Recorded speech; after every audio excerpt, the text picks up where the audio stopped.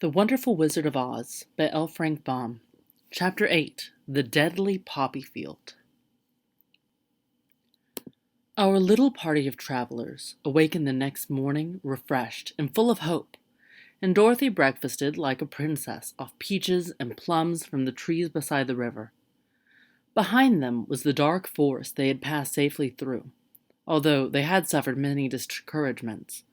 But before them was a lovely, sunny country that seemed to beckon to them on to the Emerald City. To be sure, the broad river now cut them off from this beautiful land. But the raft was nearly done, and after the Tin Woodman had cut down a few more logs and fastened them together with wooden pins, they were ready to start. Dorothy sat down in the middle of the raft and held Toto in her arms.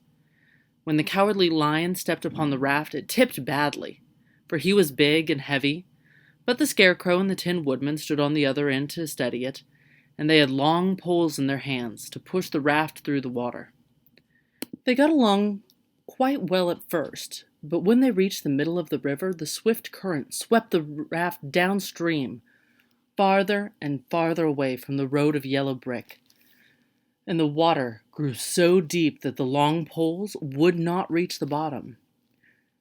"This is bad," said the Tin Woodman, "for if we cannot get into the land, we shall be carried into the country of the Wicked Witch of the West, and she will enchant us and make us her slaves." "And then I should get no brains," said the Scarecrow.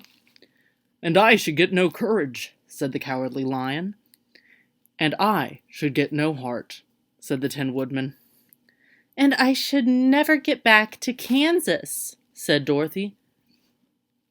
"We must certainly get to the Emerald City if we can," the Scarecrow continued, and he pushed so hard on his long pole that it stuck fast in the mud at the bottom of the river, and before he could pull it out again, or let go, the raft was swept away, and the poor Scarecrow left clinging to the pole in the middle of the river. "Goodbye!" he called after them, and they were very sorry to leave him, indeed.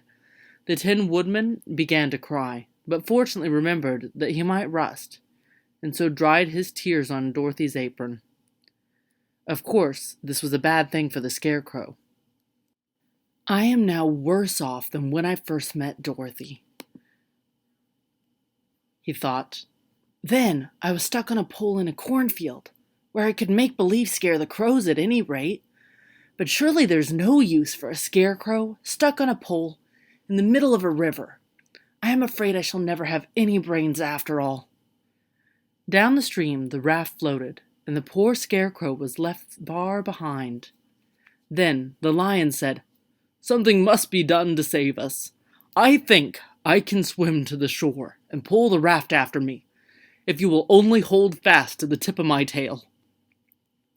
So he sprang into the water, and the Tin Woodman caught fast hold of his tail, when the Lion began to swim with all his might toward the shore. It was hard work, although he was so big, but by and by they were drawn out of the current, and then Dorothy took the Tin Woodman's long pole and helped push the raft onto the land. They were all tired out when they reached the shore at last and stepped off onto the pretty green grass, and they also knew that the stream had carried them a long way past the road of yellow brick that led to the Emerald City. "What shall we do now?" asked the Tin Woodman, and as the Lion lay down on the grass to let the sun dry him. "We must get back to the road in some way," said Dorothy. "The best plan will be to walk along the riverbank until we come to the road again," remarked the Lion. So, when they were rested, Dorothy picked up her basket and they started along the grassy bank, back to the road from which the river had carried them. It was a lovely country, with plenty of flowers and fruit trees and sunshine to cheer them, and had they not felt so sorry for the poor Scarecrow, they could have been very happy. They walked along as fast as they could, Dorothy only stopping once to pick a beautiful flower, and after a time the Tin Woodman cried out, "Look!" Then they all looked at the river and saw the Scarecrow perched upon his pole in the middle of the water, looking very lonely and sad. "What can we do to save him?" asked Dorothy. The lion and the woodman both shook their heads, for they did not know. So they sat down upon the bank and gazed wistfully at the scarecrow until a stork flew by, which, seeing them, stopped to rest at the water's edge. "Who are you, and where are you going?" asked the stork.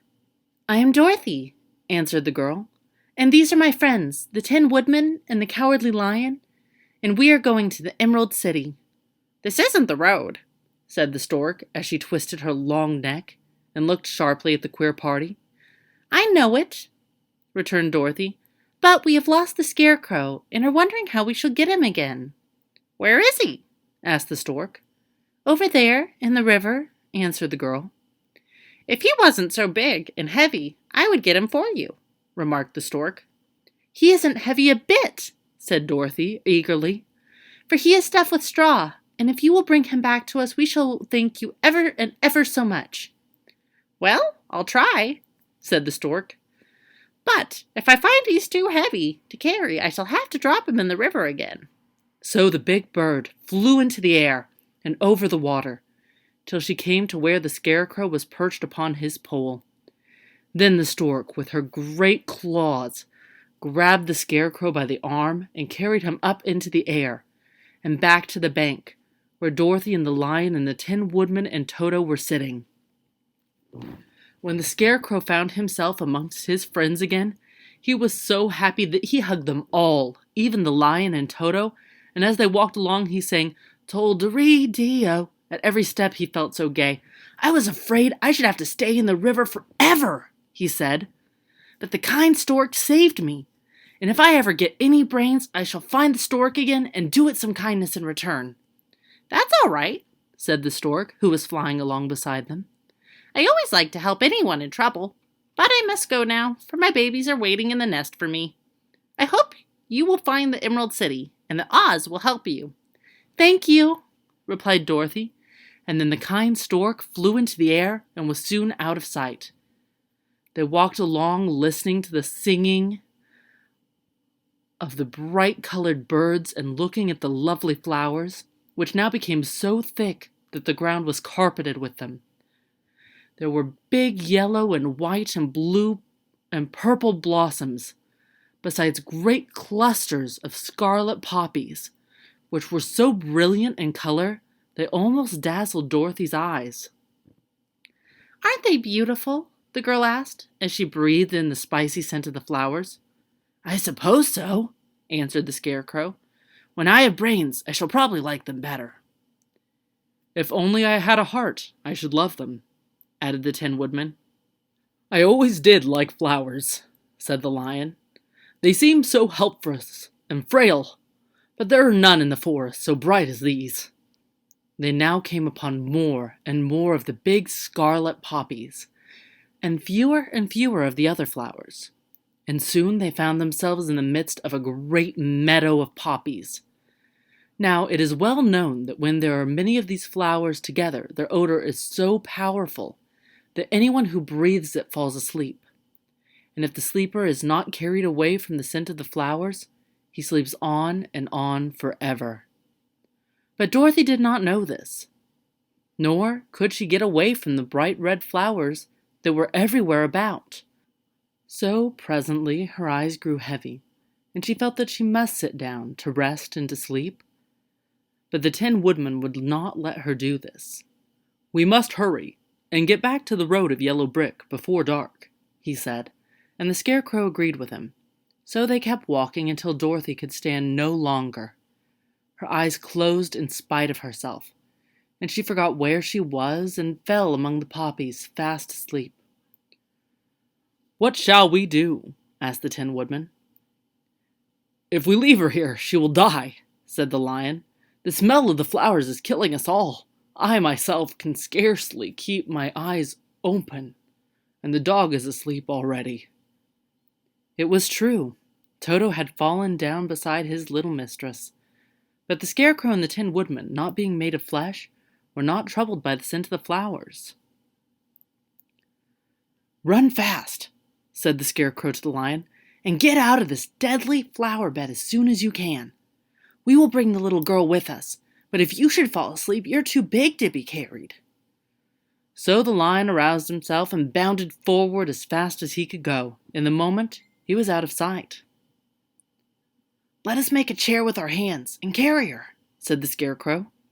So they picked up Toto and put the dog in Dorothy's lap, and then they made a chair with their hands for the seat and their arms for the arms, and carried the sleeping girl between them through the flowers.